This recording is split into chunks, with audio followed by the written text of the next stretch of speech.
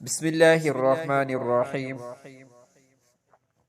محترم ناظرین، جیسا کہ آپ سب جانتے ہیں کہ جب رمضان المبارک شروع ہوتا ہے تو پہلی رات ہی شیاطین کو قید کر دیا جاتا ہے، لیکن اس کے باوجود گناہ مسلسل ہو رہے ہیں، تو پھر شیطان کو قید کرنے کا کیا فائدہ ہوا؟ یہ اعتراض لوگ کرتے ہیں، تو اس اعتراض کا جواب اس ویڈیو میں دیا جائے گا۔ آپ سے درخواست ہے کہ پوری ویڈیو لازمی دیکھیں۔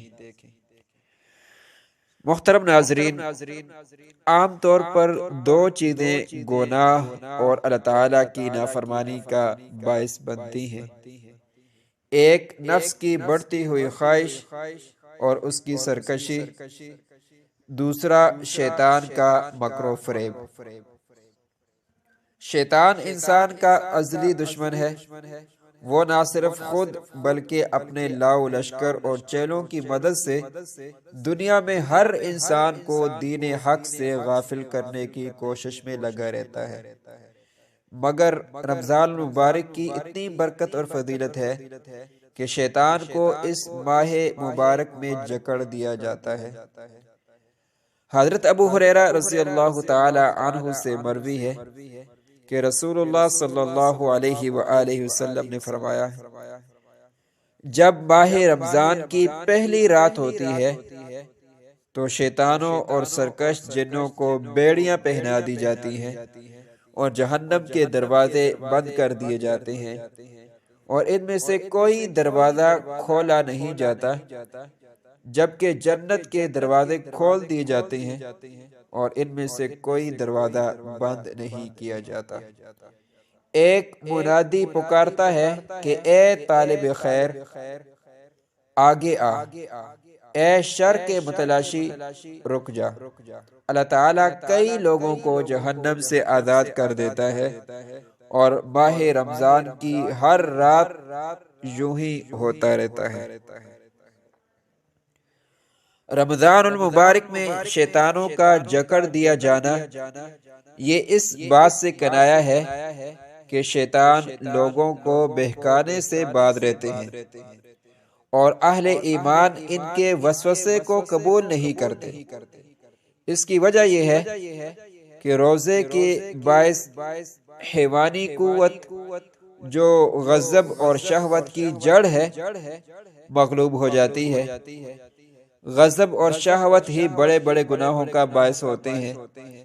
اس کے برعکس قوت عقلیہ، جو طاقت اور نیکیوں کا باعث ہے، روزے کی وجہ سے قوی ہوتی ہے۔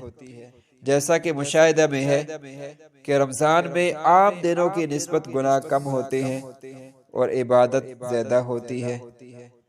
شیطانوں کو جکڑے جانے کی ایک علامت یہ بھی ہے کہ گناہوں میں منہمک ہونے والے اکثر لوگ وہ رمضان میں باز آ جاتے ہیں اور توبہ کر کے اللہ تعالیٰ کی طرف رجوع کرتے ہیں۔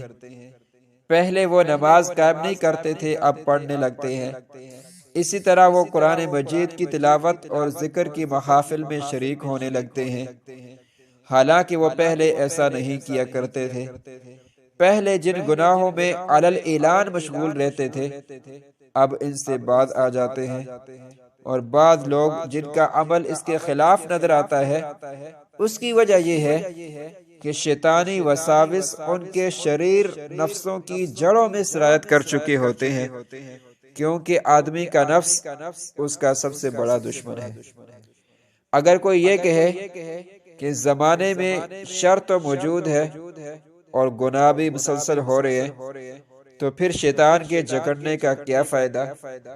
اس کا جواب یہ ہے کہ رمضان المبارک سے شیاطین سرکشی اور طغیانی کی شوکت اور ان کی جو قوت ہے وہ ٹوٹتی ہے، یعنی شیطانوں کی جو طاقت ہوتی ہے لوگوں کو گمراہ کرنے کی، وہ کمزور پڑ جاتی ہے، ٹوٹ جاتی ہے، اور شیطان کے ہتھیار وہ کند ہو جاتے ہیں، اور اس کی بھڑکائی ہوئی آگ کچھ مدت کے لیے ٹھنڈی پڑ جاتی ہے۔ اگر ایسا نہ ہوتا تو خدا ہی جانتا ہے کہ وہ کیا گل کھلاتا۔ اللہ تعالی ہم سب کو رمضان مبارک کی قدر کرنے کی توفیق عطا فرمائے، آمین یا رب العالمین۔